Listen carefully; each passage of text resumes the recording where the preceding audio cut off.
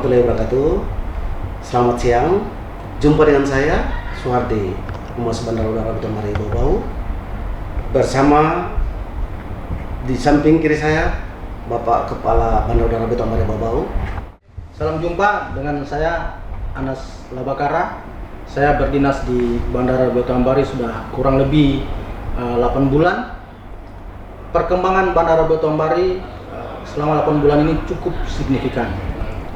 Kita ada pekerjaan perpanjangan landasan. Ini dalam rangka mengakomodir pesawat Airbus A320. Jadi rohnya adalah dalam rangka peningkatan pelayanan. Awalnya kita melayani dengan pesawat propeller, kemudian kita menuju kepada pesawat jet dengan kapasitas penumpang lebih besar. Awalnya kita bisa hanya memuat 72 orang, nantinya kita bisa memuat sekali muat 180 pax dan dengan waktu lebih cepat. Awalnya kita ke bawah 1 jam 10 menit, nantinya dengan jet kita bisa capai dengan 40 menit. Dan tentunya harga layanan, biaya layanan lebih murah. Luar biasa memang perkembangan Bandara Beto Mari Bau yang Bapak pimpin sekarang ini, Pak. Terus sinergitas antara sektor publik dan swasta memang menjadi kunci dalam pembangunan yang berkelanjutan. Sebelum kita melanjutkan sesi yang kedua lagi, tentu kami ingin memberikan lagi pertanyaan terkait menyangkut masalah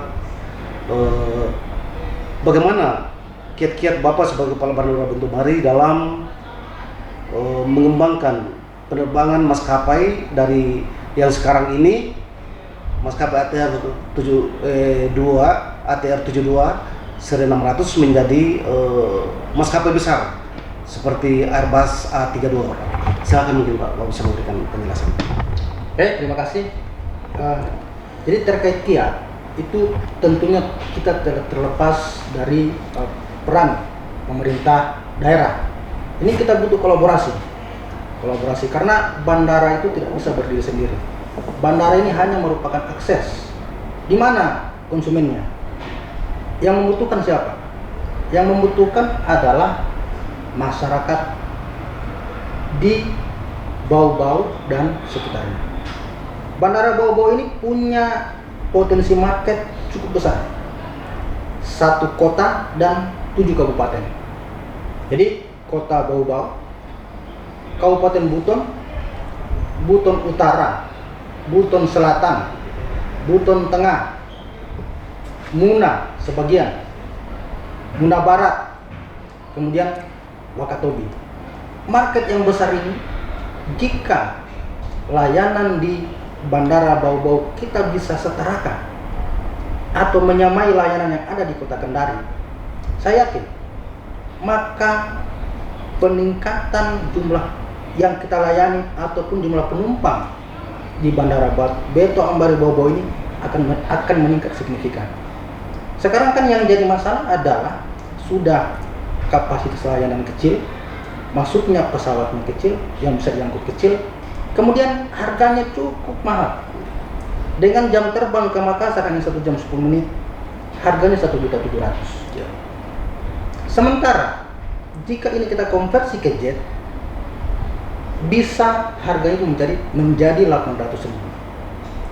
Kalau harganya 800.000 ada dalam range kemampuan masyarakat, maka kita yakin jangankan 180 orang per hari yang bisa kita muat, 500 orang pun dengan jumlah penduduk per kabupaten 100.000, berarti ada 800.000 jiwa potensi market yang ada di Bandara Beto Ambari. 500 orang aja hanya sekian 0,00 sekian persen.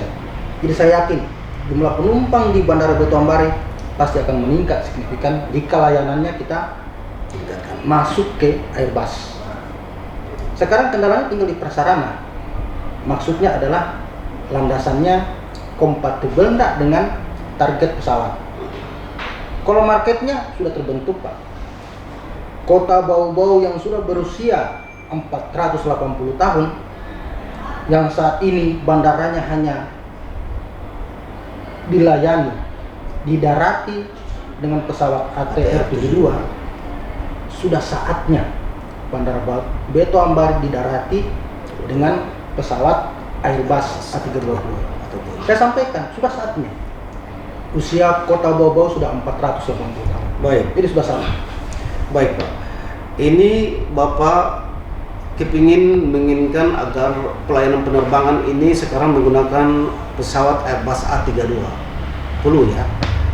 Terus bagaimana dengan instrumen-instrumen lainnya untuk kesiapan pendaratan Airbus A32 ini Pak? Melihat dari sisi runway-nya, terus apron-nya, terus PCN-nya, dan kesiapan landasan yang lainnya, instrumen lainnya. Oke, jadi terima kasih. Jadi ini memang harus sinkron antara prasarana dengan sarana, antara pesawat dengan landasannya harus sinkron. Nah, kebutuhan landasan minimal yang dibutuhkan oleh Airbus A320 adalah 2000 meter panjangnya. PCN-nya minimal 40. Nilai perkerasan landasannya 40. Nah, ini kita dalam 8 bulan ini sudah kita kerjakan. Sekarang sudah jadi landasannya, sudah kita lapis, sudah kita verifikasi oleh Direktorat Teknis, dan sudah keluar bahwa PCN-nya itu sudah memenuhi syarat senilai 40. Panjang pengoperasian tahap pertama 1800 sudah kita publikasi ke Airnav. Jadi setelah kita verifikasi, kita publikasi ke Airnav, dan kolaborasi kita dengan pemerintah Kota Bau-Bau dan bandara sudah coba sounding dengan airline-nya dalam rangka kerjasama tahap pertama. Jadi memang kalau buka rute tahap pertama harus ada kerjasama antara pemerintah daerah dengan pemerintah kota dalam rangka menjamin ketersediaan seat. Memang di mana-mana ketika terbang pertama pasti ada kerjasama dengan pemerintah kota. Pemerintah kota sebagai inisiator untuk memberikan layanan kepada masyarakatnya. Jadi di sini butuh kolaborasi peran serta pemerintah Kota Bau-Bau yang saat ini dipimpin oleh Dr. Rasman Munafi yang luar biasa, inovasinya luar biasa, dan beliau sudah menjalin kerjasama dengan maskapai dalam hal ini Sriwijaya, Lion Group, Super Airjet, kemudian Transnusa, sudah dijajaki oleh Pak Wali Kota. Ini dalam rangka apa? Dalam rangka memberikan kepuasan kepada masyarakat Bau-Bau dengan meningkatnya pelayanan dalam segi transportasi udara yang lebih cepat, aman, dan nyaman tentunya.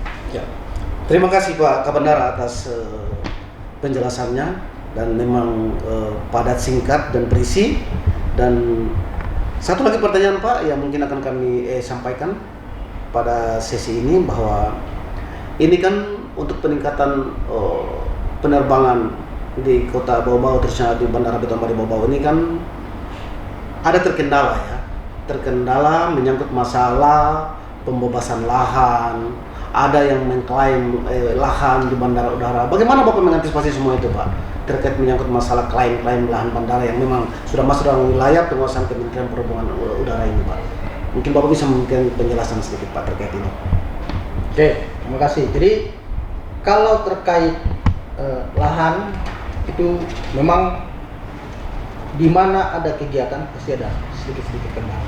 Tapi kita tidak fokus ke situ, kita fokus ke solusi. Ke solusi bagaimana caranya supaya pengembangan tetap berjalan, keinginan-keinginan masyarakat tetap terkomunikasikan. Betul, lahan Bandara Beto Ambari ada yang mengklaim. Tapi saya sampaikan pada saat ini bahwa lahan Bandara Beto Ambari sudah bersertifikat. Secara legal aspek sudah terpenuhi, bahwa lahan bandara itu sudah bersertifikat hak pakai. Legal sudah terpenuhi, kita bisa membangun, kita bisa memberikan layanan di tanah yang sudah bersertifikat. Terkait masyarakat yang mengklaim, silakan mengajukan melalui jalurnya, apakah melalui proses hukum atau proses-proses yang lain, kami persilahkan. Tapi terkait bandara sudah clean and clear, tanah bandara itu sudah bersertifikat secara hukum sudah oke. Oke. Pertanyaan yang keempat ini Pak, bagaimana kontribusi Bandar Udara Beto Ambari Bau-Bau selaku Bapak Kepala Bandar Udara Beto Ambari Bau-Bau dalam mendorong pertumbuhan industri, terutama industri pariwisata di Kota Bau-Bau? Mungkin Bapak bisa memberikan penjelasan Pak terkait ini, silakan.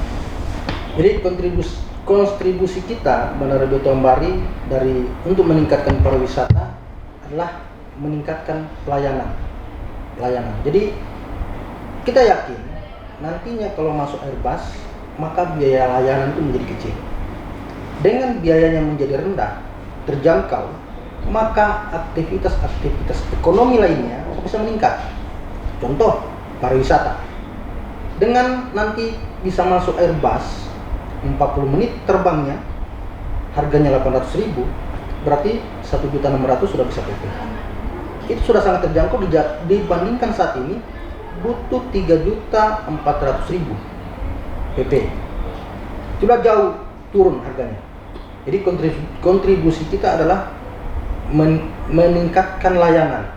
Kemudian dari segi terminalnya, terminal ini bisa kita jadikan etalase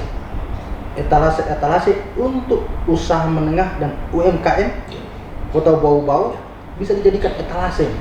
Terminalnya sudah kita benahi, sudah menjadi lebih baik, lebih bagus. Nanti kita ada kerjasama dengan UMKM Kota Bau-Bau sehingga bisa dijadikan etalase seperti bandara-bandara besar lainnya. Di situ kita bisa jejer produk-produk usaha kecil kita di Kota Bau-Bau untuk dipajang di Bandara Beto Ambari Bau-Bau. Itu bisa kita kerjasamakan. Terkait menyangkut masalah promosinya gimana nih Pak? Apakah bandara itu mempunyai media-media promosi yang bisa memberikan dan mempromosikan bahwa Kota Bau-Bau ini bandara mengikut serta dalam pengembangan kemajuan ekonomi industri di Kota Bau-Bau nih Pak? Promosi di bidang apa nih kira-kira nih yang punya bandara yang memiliki sekarang Pak? Jadi kalau promosi selain kolaborasi dengan swasta, kita di bandara juga nih punya media sosial. Media sosialnya itu adalah Facebook, ada Bandara Beto Ambari Bau-Bau, bisa dibuka. Bandara Bau-Bau juga punya website, Bandara Beto Ambari Bau-Bau, bisa di searching Google. Kemudian punya Instagram, jadi Bandara _Beto Ambari Bau-Bau. Punya YouTube. Itu bisa ini semua kita jadikan media promosi. Kemudian tentunya kita juga kolaborasi dengan media-media lokal ataupun TV lokal seperti Bau-Bau TV. Itu pasti kita jadikan sebagai media promosi Bandara Beto Ambari Bau-Bau. Demikian. Pak, untuk kita mengakhiri diskusi kita pada hari ini, mungkin Bapak bisa memberikan closing statement terkait menyangkut masalah pengembangan Bandar Udara Beto Ambari Bau-Bau, Pak. Silakan Pak.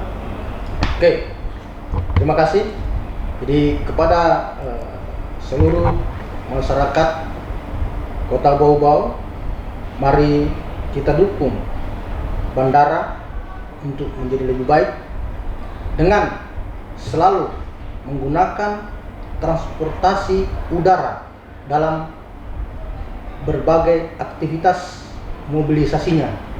Dengan masyarakat menggunakan transportasi udara, maka Bandar Udara Beto Ambari kita yakin akan makin berkembang.